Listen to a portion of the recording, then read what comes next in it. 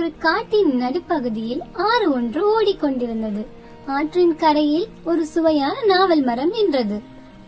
அந்த நாவல் மரத்தில் ஒரு குரங்கொன்று வசித்து வந்தது.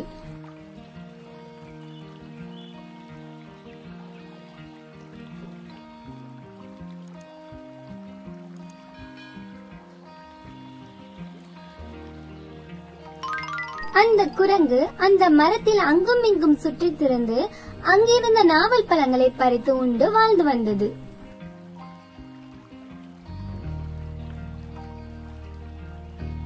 அந்த காட்டின் மற்றொரு பகுதியில் பெரிய ஆறு ஒன்று ஓடியது.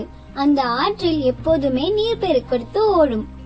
அந்த ஆற்றை ஒட்டிய காடு மிகவும் செழிப்பாக காணப்பட்டதால் அங்கு போய் பார்க்க வேண்டும் என்று குரங்கிற்கு ரொம்ப நாள் ஆசையாக இருந்தது. ஆனால் குரங்கிற்கு அந்த ஆற்றை கடந்து போக பயமாகவும் இருந்தது. ஒரு நாள் ஆற்றில் முதலை ஒன்று பசியின் காரணமாக சோகத்துடன் வந்தது. இதை பார்த்த குரங்கு, என்ன முதலையாரே, ஏன் இவ்வளவு சோகமா நடந்து வர்றீங்க? நான் 2 நாளா எதுவும் சாப்பிடல, அதனாலதான் நான் களைப்பா இருக்கிறேன். ஓ அப்படியா முதலையாரே, நீங்க கவலைப்பட வேணாம்.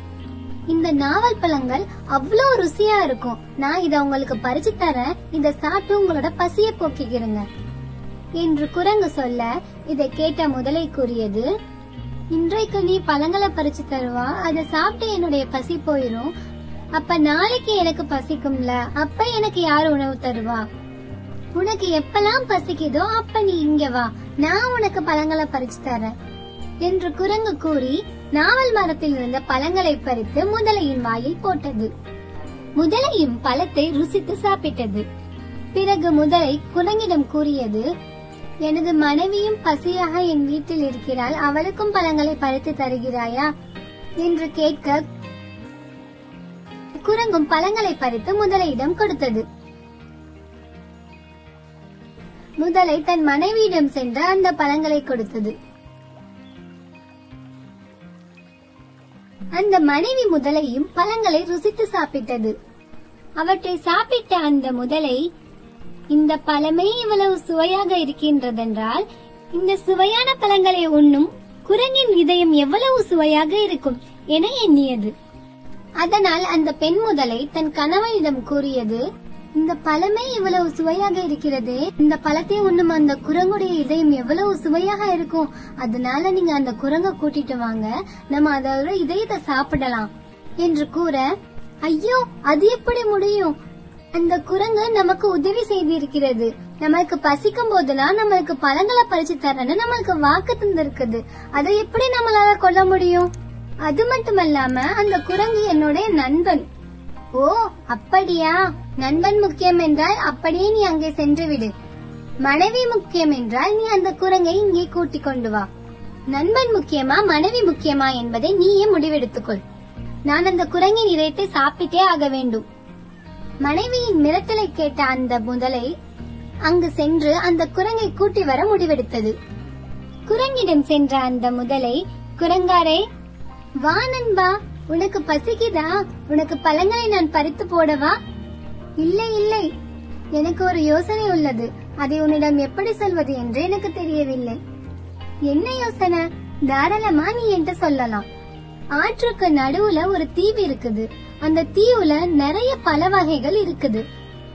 நீ அங்க சென்றா அந்த பழங்களை நீயும் சாப்பிட்டு எனக்கும் பறிச்சு தரலாம் அல்லவா? அங்கு சென்றால் தினமும் பல வகையான பழங்களை நாம் சாப்பிடலாம் என்று முதலை குரங்கின் ஆசையை தூண்டியது. அதற்கு அந்த குரங்கு, எனக்கும் அந்த தீவை பார்க்க வேண்டும் என்று பல நாளாக ஆசை இருக்கு, ஆனால் எனக்கு இந்த ஆற்றை கடந்து போகத்தான் பயமா இருக்குது. கவலைப்படாத நண்பா, நான் இருக்கும் போது நீ ஏன் பயப்பட வேண்டும்?